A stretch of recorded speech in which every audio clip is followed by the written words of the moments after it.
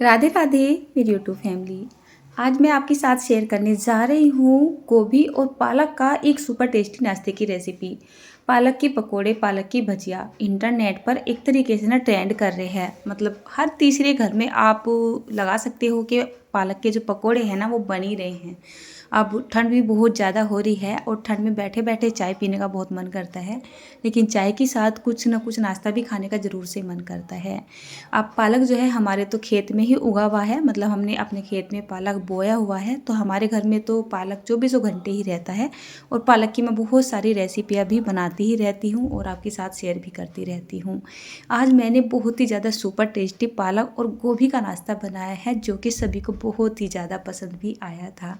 सुबह ही सुबह मेरे घर में ये नाश्ता बनता है अधिकतर, ठीक है ना। आप इसको चाहे तो सुबह के टाइम में बना सकते हो या जब भी आपका मन करे बना सकते हो, गेस्ट आए तब भी बना सकते हो, बहुत ही अच्छा लगता है। अच्छा, यहाँ पर थी मेरे पास गोभी, तो गोभी का बहुत ही अच्छा सा फूल था ये। पहले मैंने वैसे इसको धो के भी रखा हुआ था, लेकिन फिर भी जब हम खाने पीने की चीज़ें बनाते हैं तो थोड़ा सा उसको ध्यान से देखते हुए और सेफ्टी को बरतते हुए चीज़ों को ना इस्तेमाल करना चाहिए। गोभी तो क्या होती है ना, इसके अंदर कीड़े होते हैं कितनी बार। वैसे सर्दियों की गोभी में कीड़े शायद ना आते हो, 99% तो मुझे पता है, बाकी पता नहीं है। सर्दियों की जो गोभियाँ आती है ना उसमें कीड़े आते नहीं हैं। पहले मैंने गोभी की जो डंठल थी उसको काट के साइड में निकाल दिया है और इसको मैंने अच्छे से देख लिया था। जहाँ तक मेरी नज़र गई इसमें कोई भी कीड़ा कुछ भी ख़राब नहीं था, मतलब कि बहुत ही अच्छा फूल था ये। और इसको मैं धो के लेके आ गई हूँ। उसके बाद मैंने ये कद्दूकस से ले लिया है और कद्दूकस के जो मीडियम वाले दांते होते हैं वहाँ से हमें इसको कस लेना है।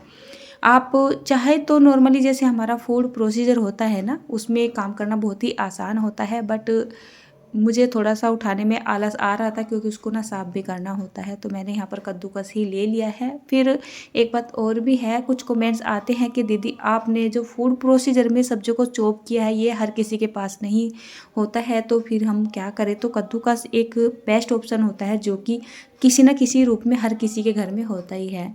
तो जितनी मुझे ज़रूरत थी गोभी मैंने यहाँ पर कस ली है, करीब आधा किलो से ज़्यादा फूल मैंने यहाँ पर कस लिया था।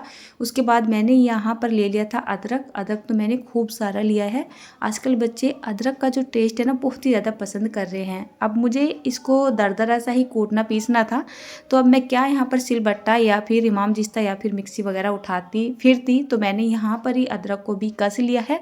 उसके बाद ये हरी मिर्च ले लिया। हरी मिर्च का टेस्ट तो किसी भी नाश्ते में किसी भी रेसिपी में एक चार चांद लगाने वाला होता है। लाल मिर्च भी तीखी होती है, हरी मिर्च भी तीखी होती है, लेकिन दोनों के ही टेस्ट में बहुत फ़र्क होता है। तो मेरा तो काम ही बन गया था। जो हरी मिर्च थी इसको भी मैंने जो है कद्दूकस में ही कस लिया था एक तरीके से। ना तो ये मिर्च बहुत ज़्यादा मोटी थी और ना ही इनका एकदम पेस्ट बना था। कहने का मतलब ये है जिस तरीके की मुझे मिर्च चाहिए थी मैंने यहाँ पर मिर्च को भी कस लिया था। 5-6 मिर्च को मैंने यहाँ पर कस के तैयार किया है। अब आप देखिए आपको यहाँ पर व्यू बदला हुआ दिखाई दे रहा है क्योंकि अब से पहले मैंने तैयारी कर ली है। तो ऊपर छत पे आ गई थी क्योंकि खाना आजकल छत पे ही बना रही हूँ ज़्यादा करके। दोपहर का खाना छत पे बनाती हूँ और आज मुझे ना साग बनाना था। दोपहर के खाने में साग बनाऊँगी, रेसिपी भी आपके साथ शेयर करूँगी। तो बस साग काटते काटते मेरा मन किया चलिए एक नाश्ते की रेसिपी आपको दे देती हूँ। नाश्ता तो मुझे बनाना ही था। अभी 8 ही बजे का टाइम हो रहा है, 8 बजे से पहला ही टाइम है, बल्कि सारे में आपको अंधेरा सा दिख रहा होगा, कोहरा छा रहा है अच्छा खासा। तो मैं यहाँ पर ना साग काटने के लिए आई थी। मैंने सोचा था साग को काट के हांडी में चढ़ा देती हूँ चूल्हे के ऊपर, उसके बाद अपना नाश्ता बना लूँगी।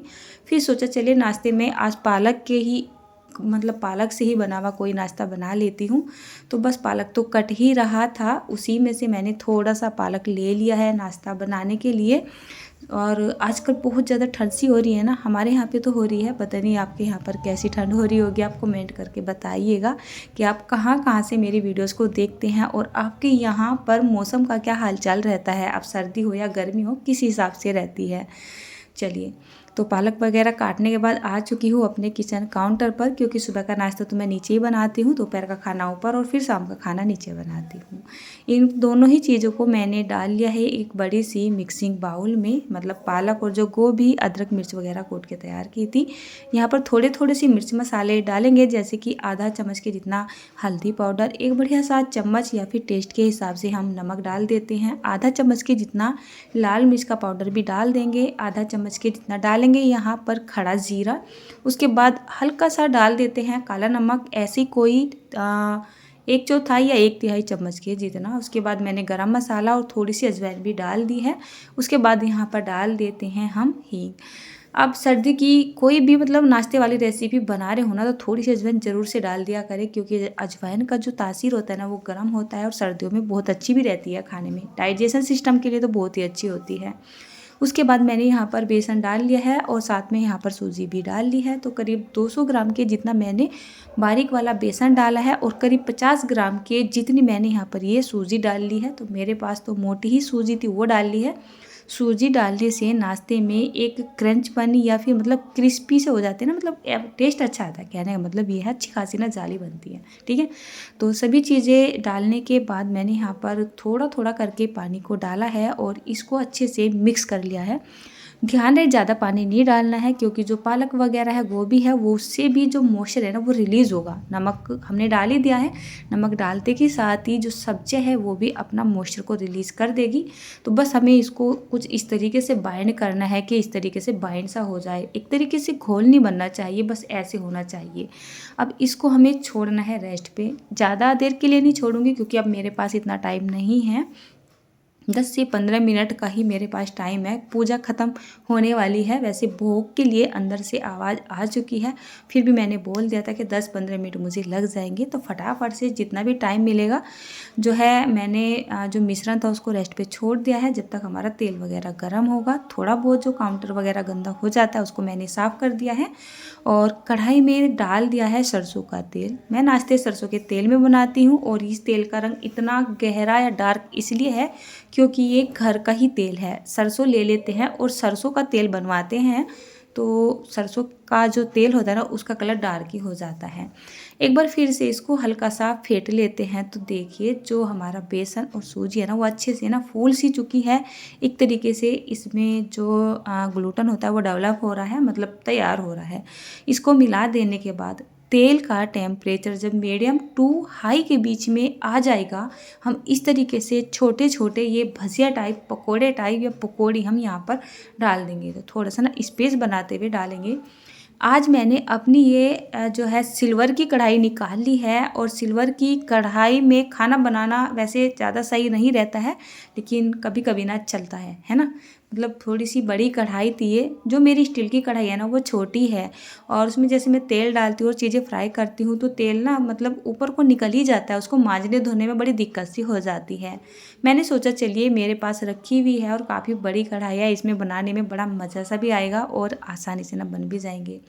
वैसे अगर सिल्वर की कढ़ाई भी गंदी हो जाए तो मांजना महाभारत ही हो जाता है।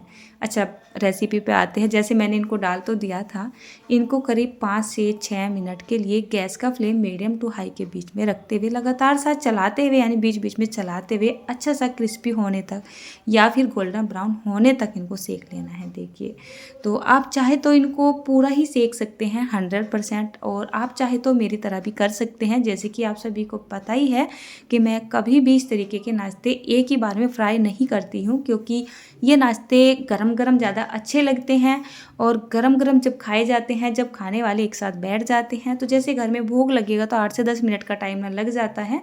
तो मैं पहले भोग पहुँचा देती हूँ, मतलब नाश्ते को पूरा तैयार करके, और उसके बाद अपने जैसे मैं देखती हूँ कि खाने वाले अब बैठ चुके हैं और मैं भी फ्री हो चुकी हूँ, चाय वाय बन चुकी है, उसके बाद मैं इनको डबल फ्राई करती हूँ। पता नहीं क्यों हमें तो बहुत अच्छे लगते हैं और ऑयली से भी कम ही लगते हैं। तो जैसे मैंने यहाँ पर ये दूसरा बैच भी डाल दिया है, इसको भी मैंने करीब 80 to 90% सेक लिया है। ज़्यादा नहीं छोड़ूंगी, बस ऐसा है जैसे मैं इनको दोबारा से फ्राई करूँगी ना तो इनको फ्राई करने में फिर ज़्यादा टाइम नहीं लगता है। कच्चे नहीं मैंने छोड़े हैं, लेकिन हाँ मैं ये बोल सकती हूँ कि पूरा भी मैंने नहीं पकाया है। वैसे अगर खाना चाहे तो अभी भी ये पूरे ही पक से चुके हैं, बट बहुत ज़्यादा सर्दी भी हो रही है और गरम गरम नाश्ता मिल जाए तो थोड़ा सा मज़ा सा आ जाता है ना, मतलब सर्दी वर्दी से ना कम लगती है। टोटली यहाँ पर ना 3 बैच बने थे और तीनों बैच तो बन चुके थे। आज मैंने सबसे ज़्यादा पकोड़े बनाए हैं। इतने पकोड़े मैं घर में नहीं बनाती हूँ। आप पकोड़े बोलोगे, भजिया बोलोगे, या आप इनको पालक वड़ा बोलोगे, मुझे नहीं पता है। हम क्या करते हैं, सिंपली बोलते हैं पकोड़े, ठीक है। किसी भी चीज़ के बना रही हूँ मैं, सिंपली हम पकोड़े या फिर पकोड़े ही बोलते हैं, हम भजिया भी नहीं बोलते हैं। हम यूपी वाले हैं, यूपी में भी बोले जाते हैं, वैसे मुझे ज़्यादा पता भी नहीं है। अब जैसे मैं पकोड़े तो यहाँ पर बना रही थी और मैंने जिक्र किया आज मैं साग बनाऊंगी, और साग के साथ जो है बच्चे रायता बोल लेते हैं। पता नहीं क्यों इनको कहाँ से शौक लग गया है कि बूंदी वाला रायता, बूंदी वाली कढ़ी। तो घर में बूंदी वगैरह ख़त्म हो रही थी, बहुत कम होता है कि हम जो रायता बूंदी होती है मार्केट से लेके आते हैं, मैं तो इनको घर पर ही बना लेती हूँ। और ठंड का प्रकोप देखिए बहुत ही बुरा हो रहा है, और बच्चों के ना हाथ भी एकदम ना ठिठर रहे हैं। पूजा कर रहे थे अंदर बैठे हुए, तो बहुत ज़्यादा ना ठिठुर चुके हैं।